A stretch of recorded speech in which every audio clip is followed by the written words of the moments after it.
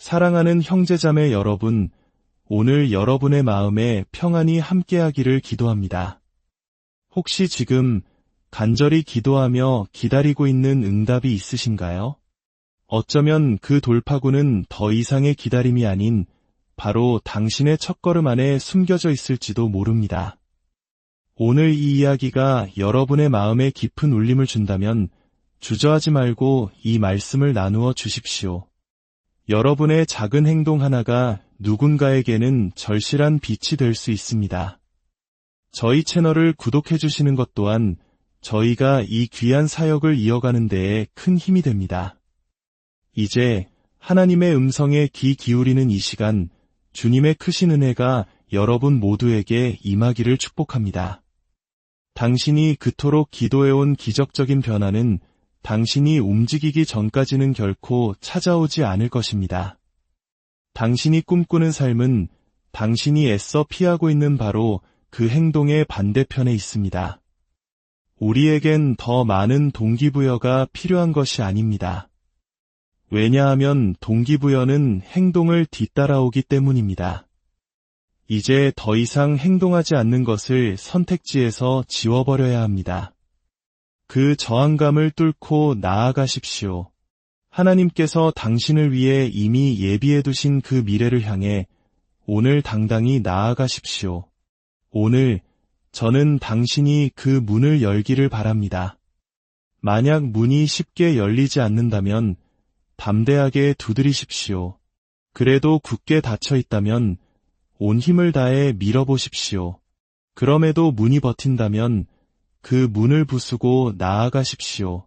당신의 운명은 지금 구조를 요청하며 울부짖고 있으며 더 이상 당신의 망설임을 기다려줄 여유가 없습니다. 명심하십시오. 행동이 명확함에 앞섭니다. 지금부터 당신의 잠재력이 손가락 사이로 빠져나가지 않도록 행동할 수밖에 없는 몇 가지 영적인 원리를 나누고자 합니다. 첫째, 행동하지 않음의 대가입니다.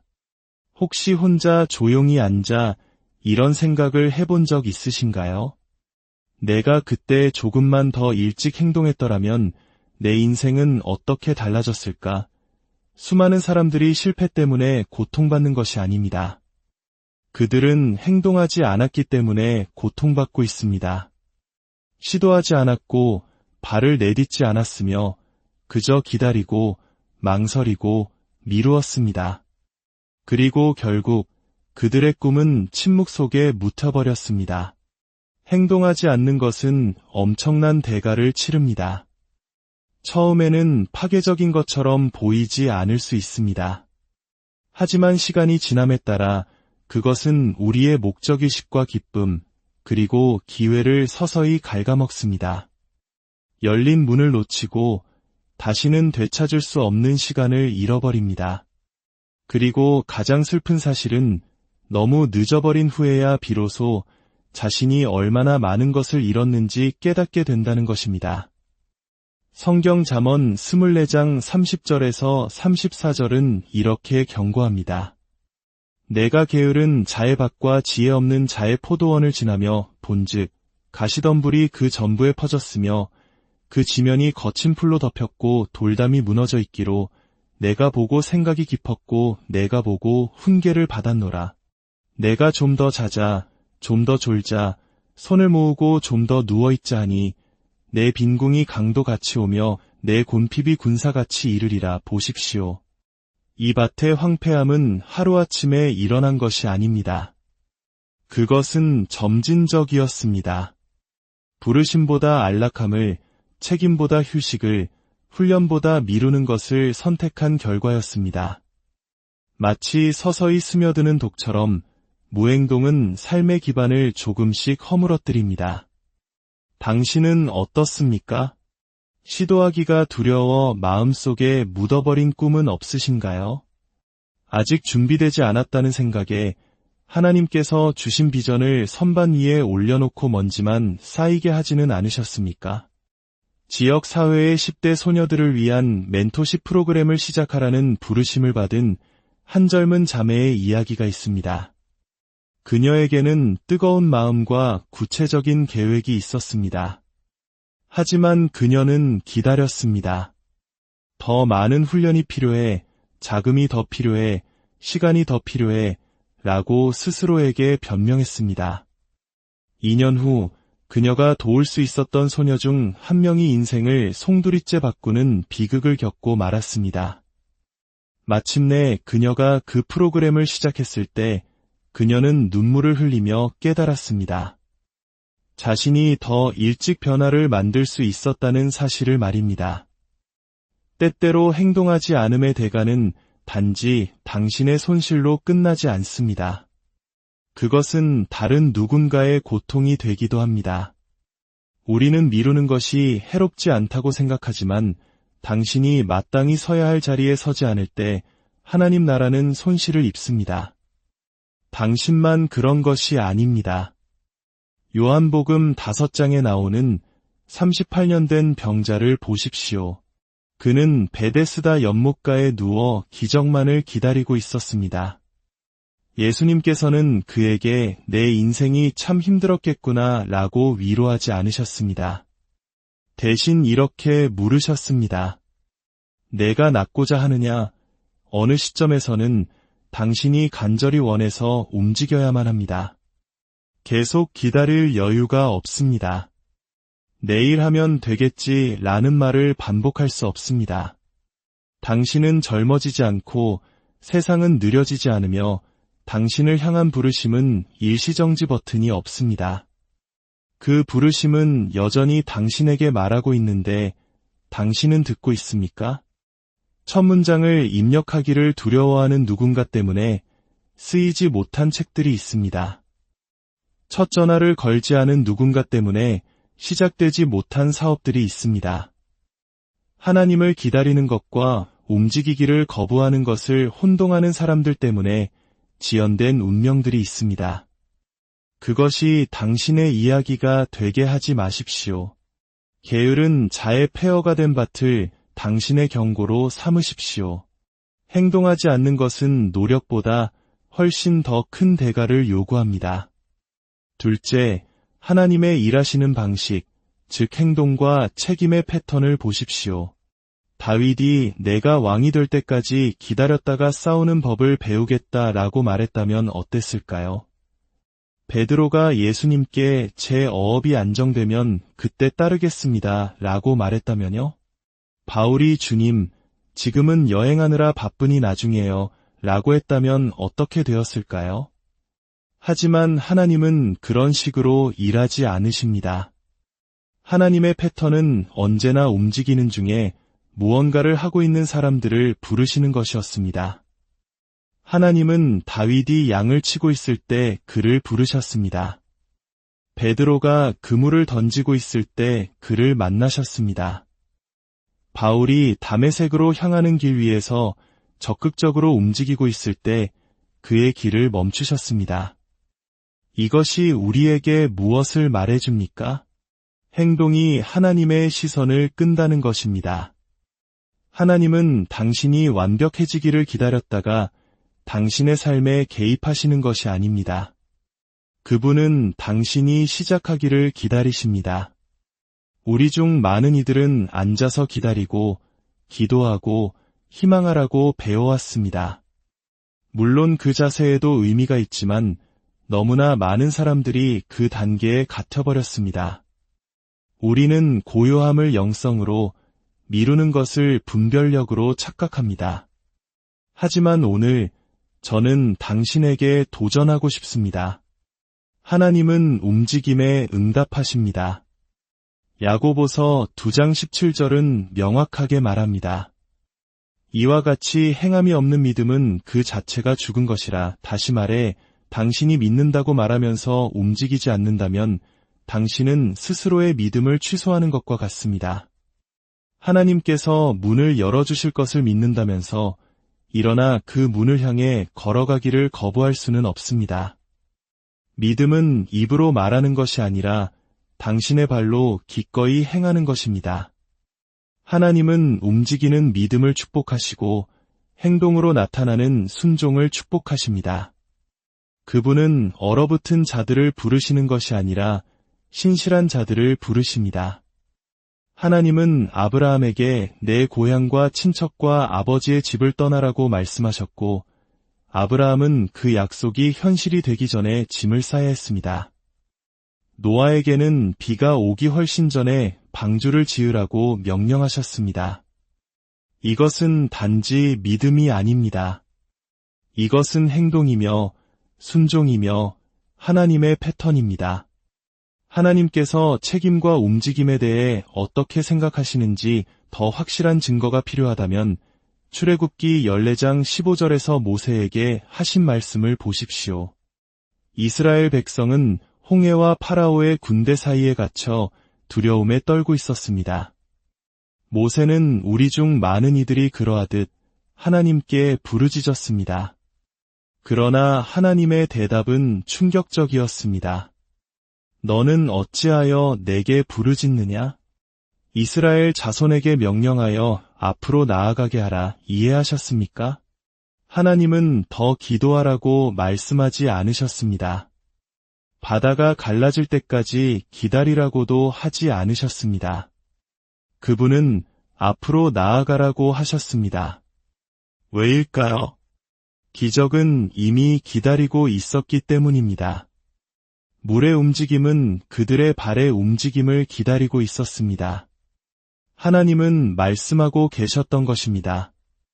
나는 내 역할을 다했다. 이제 너의 차례다. 돌파구를 원하느냐? 걷기 시작하라. 변화를 원하느냐? 움직여라. 이 지점에서 대부분의 사람들이 길을 잃습니다. 그들은 발을 내딛기 전에 바다가 갈라지는 것을 보고 싶어 합니다. 그러나 하나님의 패턴은 이것입니다. 내가 움직이면 내가 길을 만들겠다. 내가 발을 내디디면 내가 나타나겠다. 당신의 삶에는 당신의 손이 문고리를 잡을 때까지 열리지 않을 문들이 있습니다. 당신의 발소리를 기다리는 응답들이 있습니다. 당신의 다음 움직임에 기적이 기다리고 있습니다.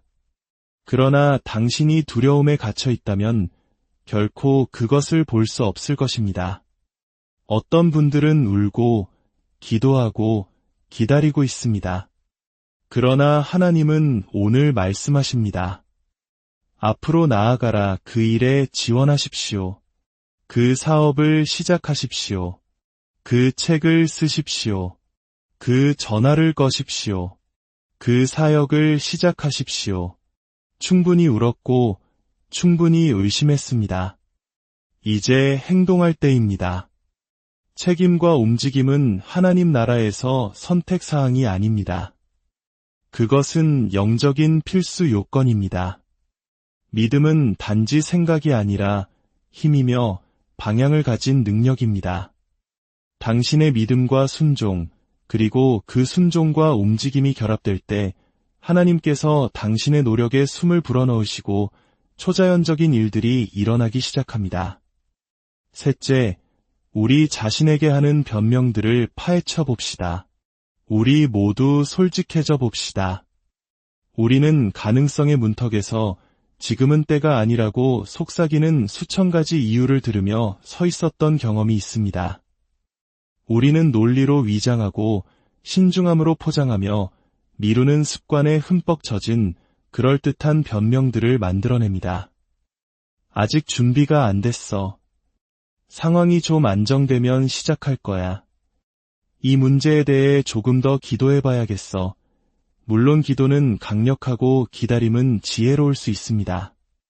그러나 하나님을 기다리는 것과 순종을 피하기 위해 하나님을 변명거리로 삼는 것 사이에는 아주 미세한 경계선이 있습니다. 솔직히 말해 당신과 당신의 돌파구 사이에 서 있는 가장 큰 장애물은 환경이 아닙니다. 그것은 당신의 내면의 대화입니다. 실패하면 어떡하지? 라고 말하는 두려움, 넌 충분하지 않아 라고 속삭이는 의심, 조금만 더 쉬어도 돼 라고 당신을 설득하는 게으름입니다. 완벽한 순간이 결코 오지 않을 수도 있다는 것을 알면서도 그 순간을 기다리는 자기 기만입니다. 전도서 11장 4절은 말합니다. 풍세를 살펴보는 자는 파종하지 아니할 것이요 구름만 바라보는 자는 거두지 아니하리라. 이 말씀의 의미는 당신이 항상 주변 조건만 살피고 있다면 결코 아무것도 이룰 수 없다는 것입니다. 모든 것이 완벽하게 느껴지기를 기다린다면 하나님께서 당신 앞에 두신 바로 그 순간을 계속해서 놓치게 될 것입니다. 우리는 준비에 대해 너무 많이 생각한 나머지 결국 목적 자체를 포기하게 됩니다. 더 나은 교육, 더 큰 무대, 더 많은 지지, 더 많은 돈, 더 많은 시간이 필요하다고 생각합니다. 그러나 하나님은 누군가를 사용하시기 위해 이상적인 환경을 필요로 하신 적이 없습니다. 두려움에 숨어있던 기드온을 생각해 보십시오. 말을 더듬던 모세를 생각해 보십시오. 페르시아 궁전의 유대인 소녀였던 에스더를 생각해 보십시오. 그들 중 누구도 준비된 것처럼 보이지 않았고 완벽한 조건을 갖추지 못했습니다. 그러나 그들 모두는 움직였고 하나님은 그들과 함께 움직이셨습니다. 또한 확신을 기다린다는 변명은 종종 지연 전술에 불과합니다. 당신은 이미 무엇을 해야 할지 알고 있습니다. 단지 순종이 치러야 할 대가를 감수하고 싶지 않을 뿐입니다. 그러나 목적에는 항상 대가가 따릅니다. 그것은 당신의 안락함, 당신의 변명, 그리고 당신의 옛 자아를 요구합니다. 지금의 당신에게 매달려 있으면서 다음 단계로 나아갈 수는 없습니다. 넷째, 훈련은 운명으로 가는 문입니다. 우리가 종종 도망치려 하지만 결코 없이는 살 수 없는 것, 바로 훈련에 대해 이야기해 봅시다. 여기서 말하는 훈련은 우리를 부끄럽게 하거나 억압하는 종류가 아닙니다. 오히려 우리를 빚고 세우며 운명을 탄생시키는 훈련입니다. 훈련은 당신의 적이 아니라 당신이 기도하는 모든 것을 지키는 문지기입니다. 솔직히 말해 훈련은 기름 부음 받은 것처럼 느껴지지 않습니다. 첫 주부터 찬양의 함성이나 가시적인 결과가 따라오지 않을 수도 있습니다. 그러나 실수하지 마십시오. 훈련은 깊이 영적인 것입니다. 사실 그것은 성숙한 신앙인의 가장 명확한 지표 중 하나입니다.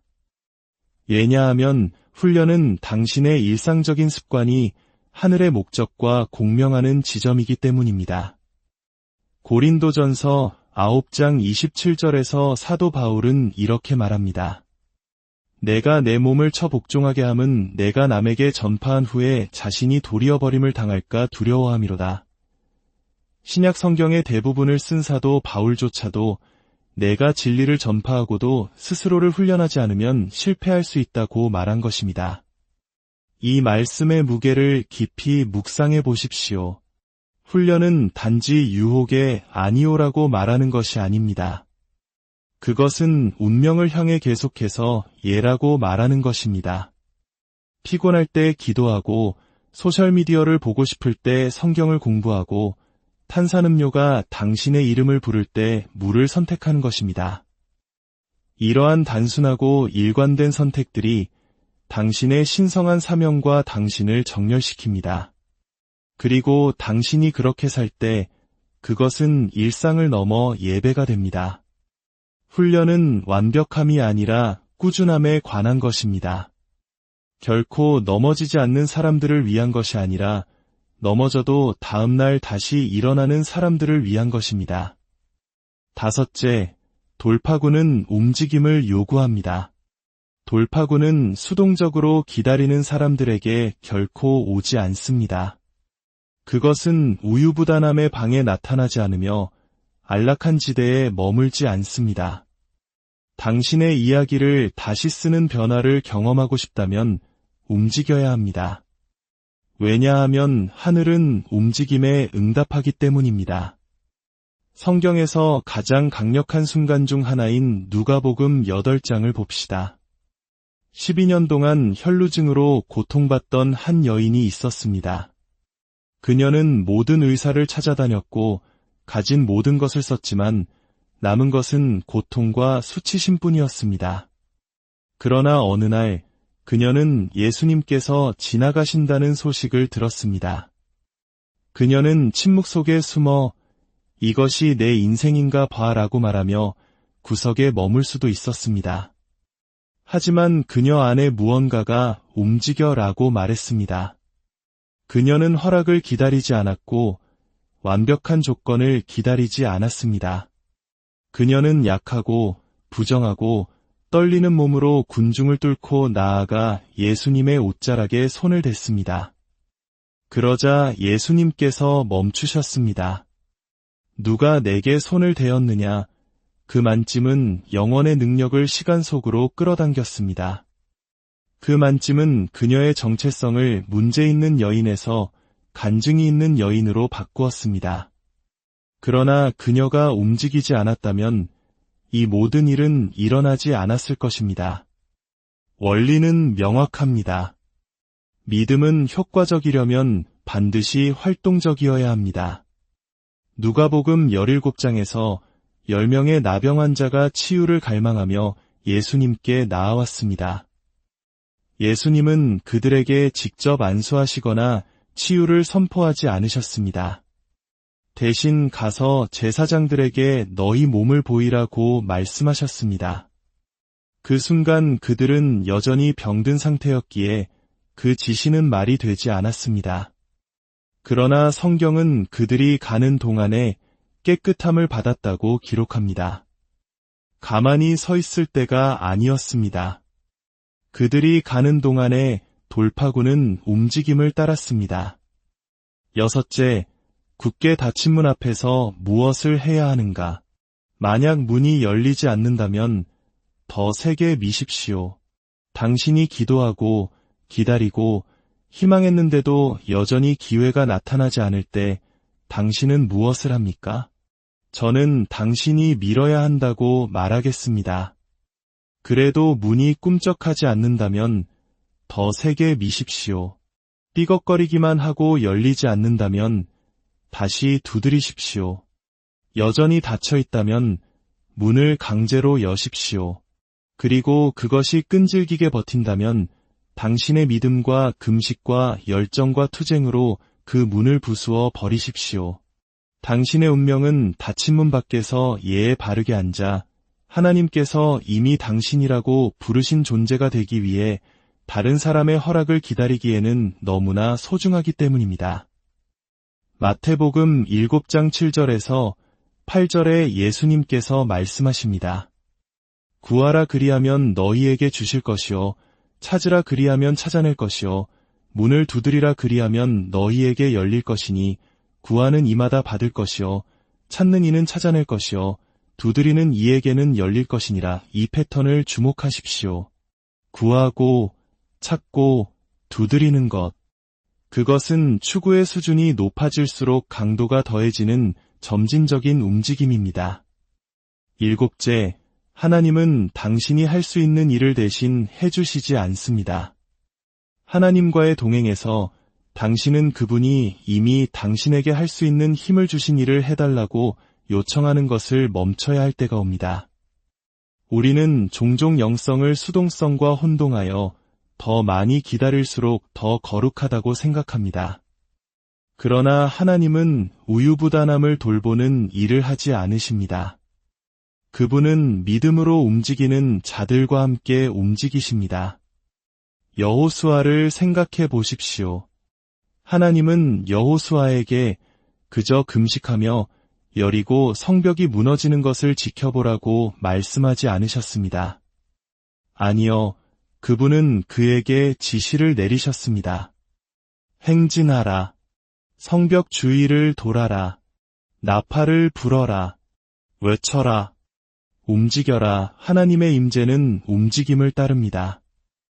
우리 중 일부는 우리가 향해 걷지도 않은 문을 열어달라고 하나님께 간청하고 있습니다. 우리는 증가를 위해 기도하지만 심기를 거부합니다. 우리는 치유를 위해 부르짖지만 온전함과 우리를 정렬시키는 작은 일상의 훈련 단계를 무시합니다. 그리고 왜 아무것도 변하지 않는지 의아해합니다. 그것은 하나님이 신실하지 않아서가 아니라 그분이 당신의 손에 이미 있는 일을 당신이 하기를 기다리고 계시기 때문입니다. 그분은 당신의 몫을 대신하지 않으십니다. 이제 마지막으로 당신의 마음을 매일 새롭게 하십시오. 로마서 12장 2절은 말합니다. 오직 마음을 새롭게 함으로 변화를 받아. 마음을 쉬게 하거나 즐겁게 하는 것이 아니라 새롭게 하는 것입니다. 이 단어는 낡은 패턴을 청소하고 진리로 채우는 것을 의미합니다. 변화는 당신의 생각에서 시작됩니다. 소셜 미디어가 당신에게 말하기 전에 성경 말씀이 먼저 말하게 하십시오. 불안이 스며들기 전에 하나님의 약속이 그 자리를 차지하게 하십시오. 세상이 당신을 재설정할 때까지 기다리지 마십시오. 먼저 선수를 치십시오. 소음보다 앞서 나가십시오. 당신의 걱정을 묵상하기 전에 그분의 말씀을 묵상하십시오. 사랑하는 여러분, 당신은 결코 무력하지 않습니다. 하나님은 우리에게 두려워하는 마음을 주신 것이 아니요 오직 능력과 사랑과 절제하는 마음을 주셨습니다. 성령님은 단지 당신의 위로자가 아닙니다. 그분은 당신의 활성제이십니다. 당신의 육신이 아니오라고 말할 때 당신을 밀어주시고 세상이 두려움을 외칠 때 진리를 속삭여주십니다. 그러니 더 이상 준비될 때까지 기다리지 마십시오. 두려움이 사라지기를 기다리지 마십시오.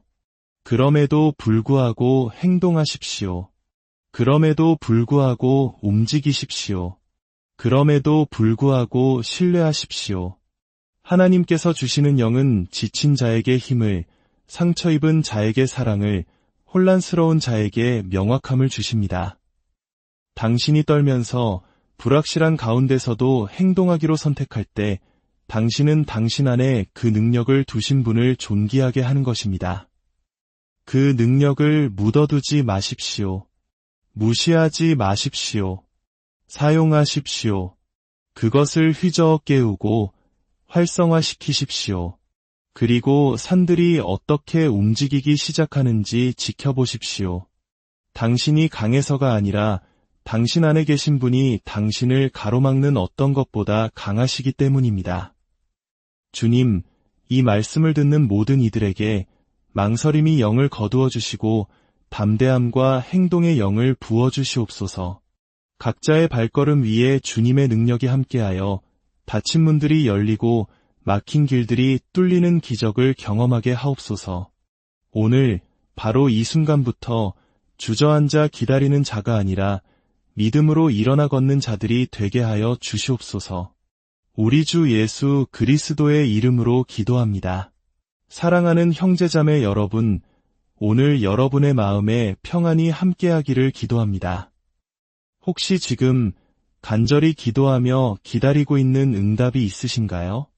어쩌면 그 돌파구는 더 이상의 기다림이 아닌 바로 당신의 첫걸음 안에 숨겨져 있을지도 모릅니다.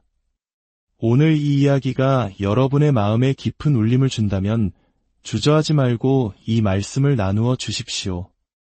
여러분의 작은 행동 하나가 누군가에게는 절실한 빛이 될 수 있습니다. 저희 채널을 구독해 주시는 것 또한 저희가 이 귀한 사역을 이어가는 데에 큰 힘이 됩니다. 이제 하나님의 음성에 귀 기울이는 이 시간, 주님의 크신 은혜가 여러분 모두에게 임하기를 축복합니다.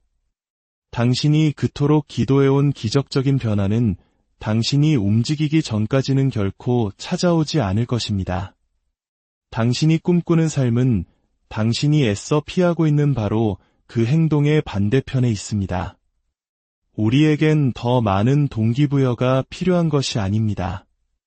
왜냐하면 동기부여는 행동을 뒤따라오기 때문입니다. 이제 더 이상 행동하지 않는 것을 선택지에서 지워버려야 합니다. 그 저항감을 뚫고 나아가십시오. 하나님께서 당신을 위해 이미 예비해 두신 그 미래를 향해 오늘 당당히 나아가십시오. 오늘 저는 당신이 그 문을 열기를 바랍니다. 만약 문이 쉽게 열리지 않는다면 담대하게 두드리십시오. 그래도 굳게 닫혀 있다면 온 힘을 다해 밀어보십시오. 그럼에도 문이 버틴다면 그 문을 부수고 나아가십시오. 당신의 운명은 지금 구조를 요청하며 울부짖고 있으며 더 이상 당신의 망설임을 기다려줄 여유가 없습니다. 명심하십시오. 행동이 명확함에 앞섭니다. 지금부터 당신의 잠재력이 손가락 사이로 빠져나가지 않도록 행동할 수밖에 없는 몇 가지 영적인 원리를 나누고자 합니다. 첫째, 행동하지 않음의 대가입니다. 혹시 혼자 조용히 앉아 이런 생각을 해본 적 있으신가요? 내가 그때 조금만 더 일찍 행동했더라면 내 인생은 어떻게 달라졌을까? 수많은 사람들이 실패 때문에 고통받는 것이 아닙니다. 그들은 행동하지 않았기 때문에 고통받고 있습니다. 시도하지 않았고 발을 내딛지 않았으며 그저 기다리고 망설이고 미루었습니다. 그리고 결국 그들의 꿈은 침묵 속에 묻혀버렸습니다. 행동하지 않는 것은 엄청난 대가를 치릅니다.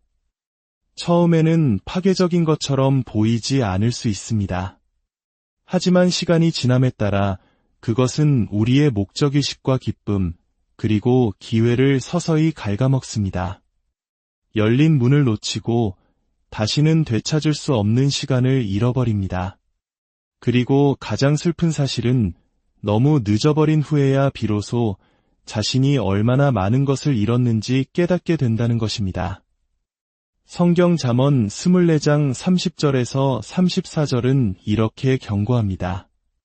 내가 게으른 자의 밭과 지혜 없는 자의 포도원을 지나며 본즉 가시덤불이 그 전부에 퍼졌으며 그 지면이 거친 풀로 덮였고 돌담이 무너져 있기로 내가 보고 생각이 깊었고 내가 보고 훈계를 받았노라. 내가 좀 더 자자 좀 더 졸자 손을 모으고 좀 더 누워있자 하니 내 빈궁이 강도같이 오며 내 곤핍이 군사같이 이르리라. 보십시오. 이 밭의 황폐함은 하루아침에 일어난 것이 아닙니다. 그것은 점진적이었습니다. 부르심보다 안락함을, 책임보다 휴식을, 훈련보다 미루는 것을 선택한 결과였습니다. 마치 서서히 스며드는 독처럼 무행동은 삶의 기반을 조금씩 허물어뜨립니다. 당신은 어떻습니까? 시도하기가 두려워 마음속에 묻어버린 꿈은 없으신가요? 아직 준비되지 않았다는 생각에 하나님께서 주신 비전을 선반 위에 올려놓고 먼지만 쌓이게 하지는 않으셨습니까? 지역 사회의 10대 소녀들을 위한 멘토십 프로그램을 시작하라는 부르심을 받은 한 젊은 자매의 이야기가 있습니다. 그녀에게는 뜨거운 마음과 구체적인 계획이 있었습니다. 하지만 그녀는 기다렸습니다. 더 많은 훈련이 필요해, 자금이 더 필요해, 시간이 더 필요해 라고 스스로에게 변명했습니다. 2년 후 그녀가 도울 수 있었던 소녀 중 한 명이 인생을 송두리째 바꾸는 비극을 겪고 말았습니다. 마침내 그녀가 그 프로그램을 시작했을 때 그녀는 눈물을 흘리며 깨달았습니다. 자신이 더 일찍 변화를 만들 수 있었다는 사실을 말입니다. 때때로 행동하지 않음의 대가는 단지 당신의 손실로 끝나지 않습니다. 그것은 다른 누군가의 고통이 되기도 합니다. 우리는 미루는 것이 해롭지 않다고 생각하지만 당신이 마땅히 서야 할 자리에 서지 않을 때 하나님 나라는 손실을 입습니다. 당신만 그런 것이 아닙니다. 요한복음 5장에 나오는 38년 된 병자를 보십시오. 그는 베데스다 연못가에 누워 기적만을 기다리고 있었습니다. 예수님께서는 그에게 내 인생이 참 힘들었겠구나 라고 위로하지 않으셨습니다. 대신 이렇게 물으셨습니다. 내가 낫고자 하느냐? 어느 시점에서는 당신이 간절히 원해서 움직여야만 합니다. 계속 기다릴 여유가 없습니다. 내일 하면 되겠지 라는 말을 반복할 수 없습니다. 당신은 젊어지지 않고 세상은 느려지지 않으며 당신을 향한 부르심은 일시정지 버튼이 없습니다. 그 부르심은 여전히 당신에게 말하고 있는데 당신은 듣고 있습니까? 첫 문장을 입력하기를 두려워하는 누군가 때문에 쓰이지 못한 책들이 있습니다. 첫 전화를 걸지 않은 누군가 때문에 시작되지 못한 사업들이 있습니다. 하나님을 기다리는 것과 움직이기를 거부하는 것을 혼동하는 사람들 때문에 지연된 운명들이 있습니다. 그것이 당신의 이야기가 되게 하지 마십시오. 게으른 자의 폐허가 된 밭을 당신의 경고로 삼으십시오. 행동하지 않는 것은 노력보다 훨씬 더 큰 대가를 요구합니다. 둘째, 하나님의 일하시는 방식, 즉 행동과 책임의 패턴을 보십시오. 다윗이 내가 왕이 될 때까지 기다렸다가 싸우는 법을 배우겠다라고 말했다면 어땠을까요? 베드로가 예수님께 제 어업이 안정되면 그때 따르겠습니다 라고 말했다면요? 바울이 주님, 지금은 여행하느라 바쁘니 나중에요 라고 했다면 어떻게 되었을까요? 하지만 하나님은 그런 식으로 일하지 않으십니다. 하나님의 패턴은 언제나 움직이는 중에 무언가를 하고 있는 사람들을 부르시는 것이었습니다. 하나님은 다윗이 양을 치고 있을 때 그를 부르셨습니다. 베드로가 그물을 던지고 있을 때 그를 만나셨습니다. 바울이 다메섹으로 향하는 길 위에서 적극적으로 움직이고 있을 때 그의 길을 멈추셨습니다. 이것이 우리에게 무엇을 말해줍니까? 행동이 하나님의 시선을 끈다는 것입니다. 하나님은 당신이 완벽해지기를 기다렸다가 당신의 삶에 개입하시는 것이 아닙니다. 그분은 당신이 시작하기를 기다리십니다. 우리 중 많은 이들은 앉아서 기다리고 기도하고 희망하라고 배워왔습니다. 물론 그 자세에도 의미가 있지만 너무나 많은 사람들이 그 단계에 갇혀버렸습니다. 우리는 고요함을 영성으로, 미루는 것을 분별력으로 착각합니다. 하지만 오늘 저는 당신에게 도전하고 싶습니다. 하나님은 움직임에 응답하십니다. 야고보서 2장 17절은 명확하게 말합니다. 이와 같이 행함이 없는 믿음은 그 자체가 죽은 것이라. 다시 말해 당신이 믿는다고 말하면서 움직이지 않는다면 당신은 스스로의 믿음을 취소하는 것과 같습니다.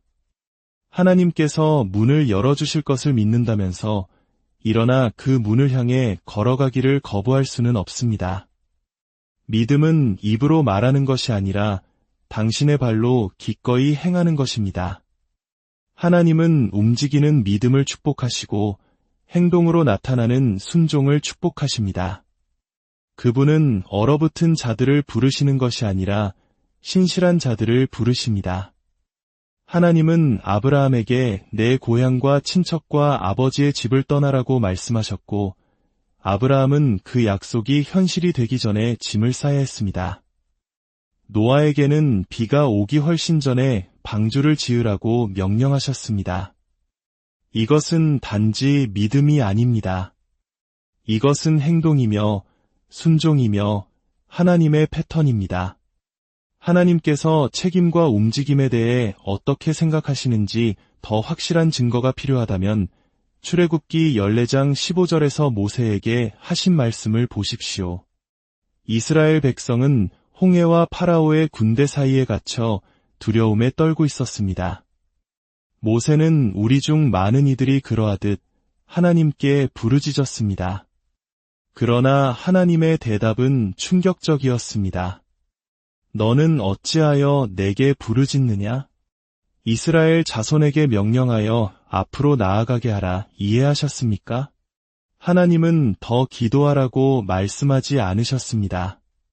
바다가 갈라질 때까지 기다리라고도 하지 않으셨습니다. 그분은 앞으로 나아가라고 하셨습니다. 왜일까요? 기적은 이미 기다리고 있었기 때문입니다. 물의 움직임은 그들의 발의 움직임을 기다리고 있었습니다. 하나님은 말씀하고 계셨던 것입니다. 나는 내 역할을 다했다.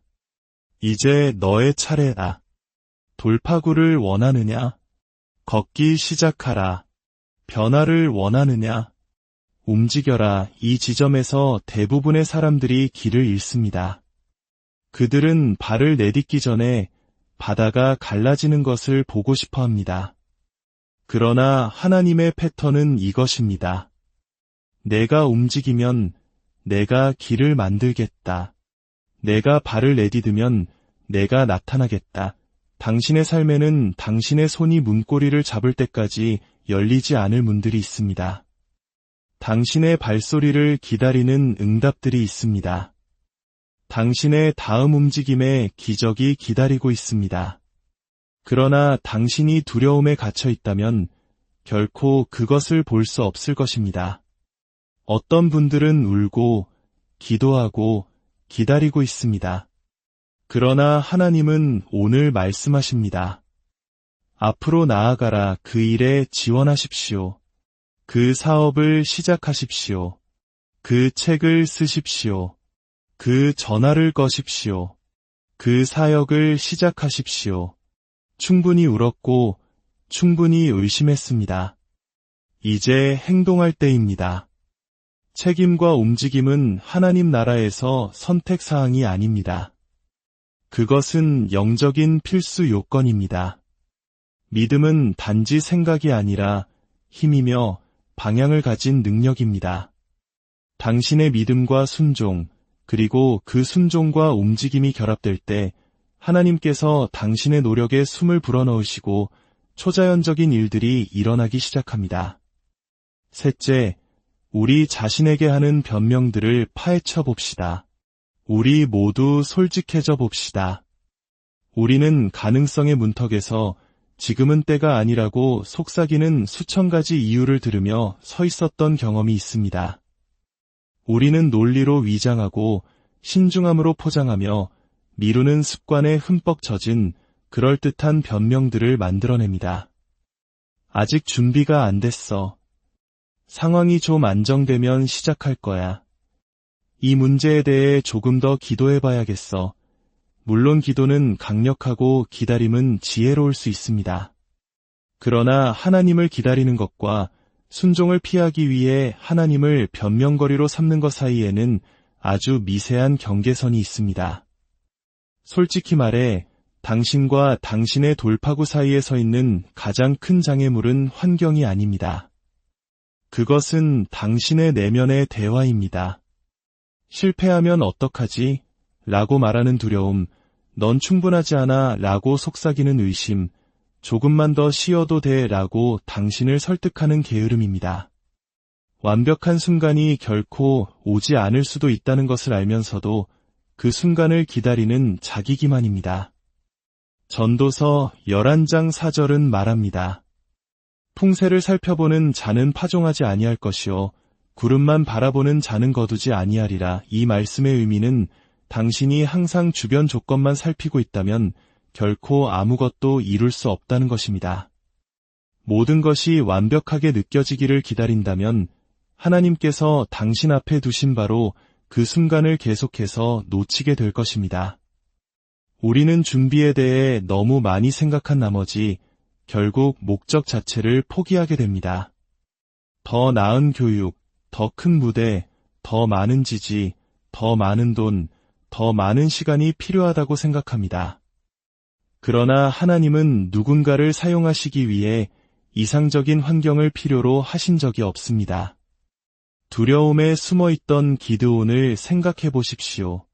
말을 더듬던 모세를 생각해 보십시오. 페르시아 궁전의 유대인 소녀였던 에스더를 생각해 보십시오. 그들 중 누구도 준비된 것처럼 보이지 않았고 완벽한 조건을 갖추지 못했습니다. 그러나 그들 모두는 움직였고 하나님은 그들과 함께 움직이셨습니다. 또한 확신을 기다린다는 변명은 종종 지연 전술에 불과합니다. 당신은 이미 무엇을 해야 할지 알고 있습니다. 단지 순종이 치러야 할 대가를 감수하고 싶지 않을 뿐입니다. 그러나 목적에는 항상 대가가 따릅니다. 그것은 당신의 안락함, 당신의 변명, 그리고 당신의 옛 자아를 요구합니다. 지금의 당신에게 매달려 있으면서 다음 단계로 나아갈 수는 없습니다. 넷째, 훈련은 운명으로 가는 문입니다. 우리가 종종 도망치려 하지만 결코 없이는 살 수 없는 것, 바로 훈련에 대해 이야기해 봅시다. 여기서 말하는 훈련은 우리를 부끄럽게 하거나 억압하는 종류가 아닙니다. 오히려 우리를 빚고 세우며 운명을 탄생시키는 훈련입니다. 훈련은 당신의 적이 아니라 당신이 기도하는 모든 것을 지키는 문지기입니다. 솔직히 말해 훈련은 기름 부음 받은 것처럼 느껴지지 않습니다. 첫 주부터 찬양의 함성이나 가시적인 결과가 따라오지 않을 수도 있습니다. 그러나 실수하지 마십시오. 훈련은 깊이 영적인 것입니다. 사실 그것은 성숙한 신앙인의 가장 명확한 지표 중 하나입니다. 왜냐하면 훈련은 당신의 일상적인 습관이 하늘의 목적과 공명하는 지점이기 때문입니다. 고린도전서 9장 27절에서 사도 바울은 이렇게 말합니다. 내가 내 몸을 쳐 복종하게 함은 내가 남에게 전파한 후에 자신이 도리어 버림을 당할까 두려워함이로다. 신약 성경의 대부분을 쓴 사도 바울조차도 내가 진리를 전파하고도 스스로를 훈련하지 않으면 실패할 수 있다고 말한 것입니다. 이 말씀의 무게를 깊이 묵상해 보십시오. 훈련은 단지 유혹의 아니오라고 말하는 것이 아닙니다. 그것은 운명을 향해 계속해서 예라고 말하는 것입니다. 피곤할 때 기도하고 소셜미디어를 보고 싶을 때 성경을 공부하고 탄산음료가 당신의 이름을 부를 때 물을 선택하는 것입니다. 이러한 단순하고 일관된 선택들이 당신의 신성한 사명과 당신을 정렬시킵니다. 그리고 당신이 그렇게 살 때 그것은 일상을 넘어 예배가 됩니다. 훈련은 완벽함이 아니라 꾸준함에 관한 것입니다. 결코 넘어지지 않는 사람들을 위한 것이 아니라 넘어져도 다음날 다시 일어나는 사람들을 위한 것입니다. 다섯째, 돌파구는 움직임을 요구합니다. 돌파구는 수동적으로 기다리는 사람들에게 결코 오지 않습니다. 그것은 우유부단함의 방에 나타나지 않으며 안락한 지대에 머물지 않습니다. 당신의 이야기를 다시 쓰는 변화를 경험하고 싶다면 움직여야 합니다. 왜냐하면 하늘은 움직임에 응답하기 때문입니다. 성경에서 가장 강력한 순간 중 하나인 누가복음 8장을 봅시다. 12년 동안 혈루증으로 고통받던 한 여인이 있었습니다. 그녀는 모든 의사를 찾아다녔고 가진 모든 것을 썼지만 남은 것은 고통과 수치심뿐이었습니다. 그러나 어느 날 그녀는 예수님께서 지나가신다는 소식을 들었습니다. 그녀는 침묵 속에 숨어 이것이 내 인생인가 봐라고 말하며 구석에 머물 수도 있었습니다. 하지만 그녀 안에 무언가가 움직여라고 말했습니다. 그녀는 허락을 기다리지 않았고 완벽한 조건을 기다리지 않았습니다. 그녀는 약하고 부정하고 떨리는 몸으로 군중을 뚫고 나아가 예수님의 옷자락에 손을 댔습니다. 그러자 예수님께서 멈추셨습니다. 누가 내게 손을 대었느냐? 그 만짐은 영원의 능력을 시간 속으로 끌어당겼습니다. 그 만짐은 그녀의 정체성을 문제 있는 여인에서 간증이 있는 여인으로 바꾸었습니다. 그러나 그녀가 움직이지 않았다면 이 모든 일은 일어나지 않았을 것입니다. 원리는 명확합니다. 믿음은 효과적이려면 반드시 활동적이어야 합니다.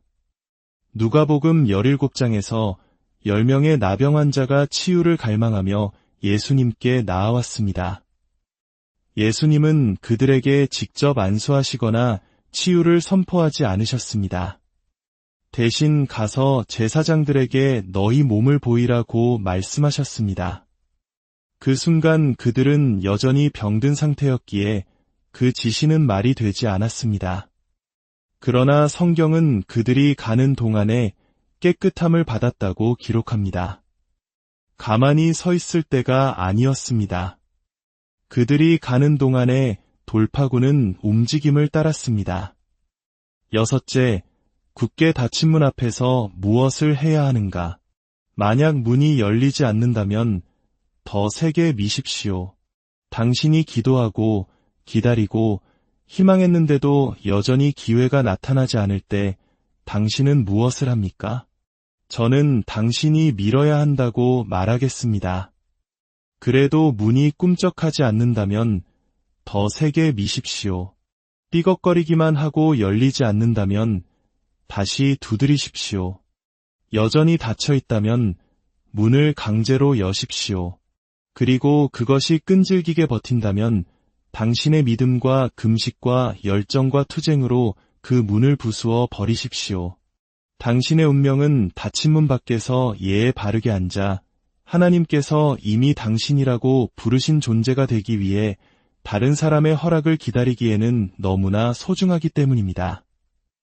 마태복음 7장 7절에서 8절에 예수님께서 말씀하십니다. 구하라 그리하면 너희에게 주실 것이요 찾으라 그리하면 찾아낼 것이요 문을 두드리라 그리하면 너희에게 열릴 것이니 구하는 이마다 받을 것이요 찾는 이는 찾아낼 것이요 두드리는 이에게는 열릴 것이니라. 이 패턴을 주목하십시오. 구하고 찾고 두드리는 것. 그것은 추구의 수준이 높아질수록 강도가 더해지는 점진적인 움직임입니다.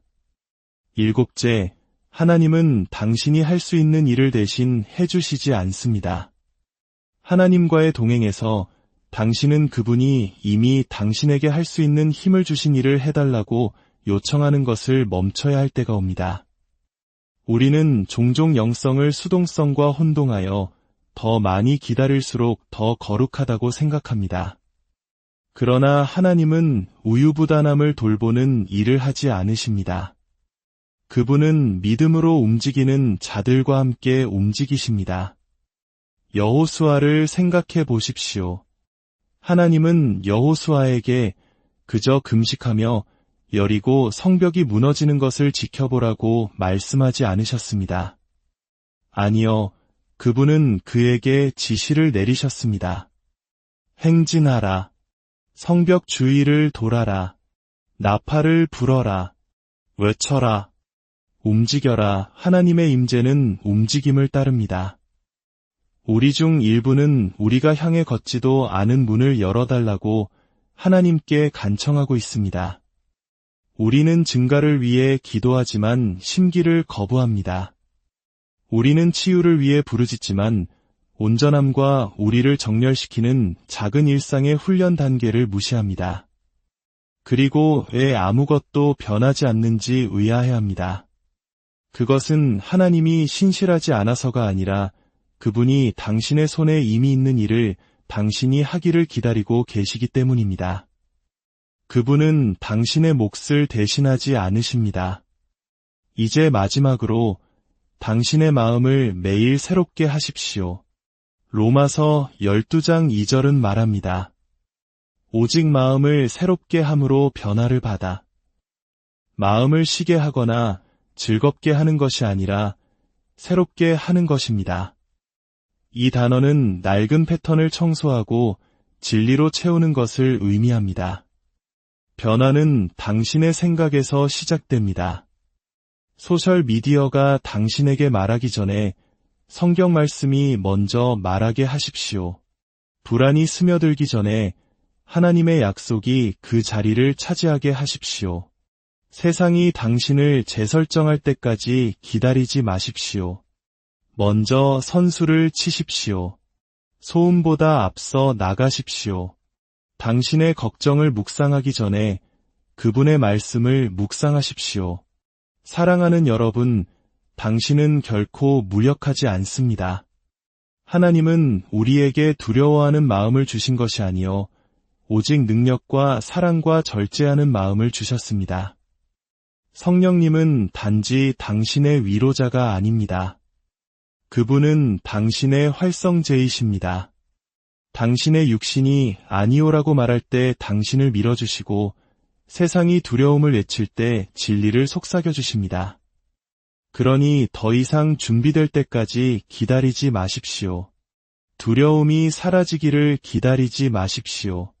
그럼에도 불구하고 행동하십시오. 그럼에도 불구하고 움직이십시오. 그럼에도 불구하고 신뢰하십시오.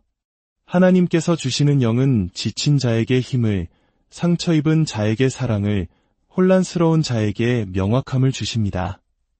당신이 떨면서 불확실한 가운데서도 행동하기로 선택할 때 당신은 당신 안에 그 능력을 두신 분을 존귀하게 하는 것입니다. 그 능력을 묻어두지 마십시오. 무시하지 마십시오. 사용하십시오. 그것을 휘저어 깨우고 활성화시키십시오. 그리고 산들이 어떻게 움직이기 시작하는지 지켜보십시오. 당신이 강해서가 아니라 당신 안에 계신 분이 당신을 가로막는 어떤 것보다 강하시기 때문입니다. 주님, 이 말씀을 듣는 모든 이들에게 망설임이 영을 거두어 주시고 담대함과 행동의 영을 부어 주시옵소서. 각자의 발걸음 위에 주님의 능력이 함께하여 닫힌 문들이 열리고 막힌 길들이 뚫리는 기적을 경험하게 하옵소서. 오늘 바로 이 순간부터 주저앉아 기다리는 자가 아니라 믿음으로 일어나 걷는 자들이 되게 하여 주시옵소서. 우리 주 예수 그리스도의 이름으로 기도합니다. 사랑하는 형제자매 여러분, 오늘 여러분의 마음에 평안이 함께하기를 기도합니다. 혹시 지금 간절히 기도하며 기다리고 있는 응답이 있으신가요? 어쩌면 그 돌파구는 더 이상의 기다림이 아닌 바로 당신의 첫걸음 안에 숨겨져 있을지도 모릅니다. 오늘 이 이야기가 여러분의 마음에 깊은 울림을 준다면 주저하지 말고 이 말씀을 나누어 주십시오. 여러분의 작은 행동 하나가 누군가에게는 절실한 빛이 될 수 있습니다. 저희 채널을 구독해 주시는 것 또한 저희가 이 귀한 사역을 이어가는 데에 큰 힘이 됩니다. 이제 하나님의 음성에 귀 기울이는 이 시간, 주님의 크신 은혜가 여러분 모두에게 임하기를 축복합니다. 당신이 그토록 기도해온 기적적인 변화는 당신이 움직이기 전까지는 결코 찾아오지 않을 것입니다. 당신이 꿈꾸는 삶은 당신이 애써 피하고 있는 바로 그 행동의 반대편에 있습니다. 우리에겐 더 많은 동기부여가 필요한 것이 아닙니다. 왜냐하면 동기부여는 행동을 뒤따라오기 때문입니다. 이제 더 이상 행동하지 않는 것을 선택지에서 지워버려야 합니다. 그 저항감을 뚫고 나아가십시오. 하나님께서 당신을 위해 이미 예비해 두신 그 미래를 향해 오늘 당당히 나아가십시오. 오늘 저는 당신이 그 문을 열기를 바랍니다. 만약 문이 쉽게 열리지 않는다면 담대하게 두드리십시오.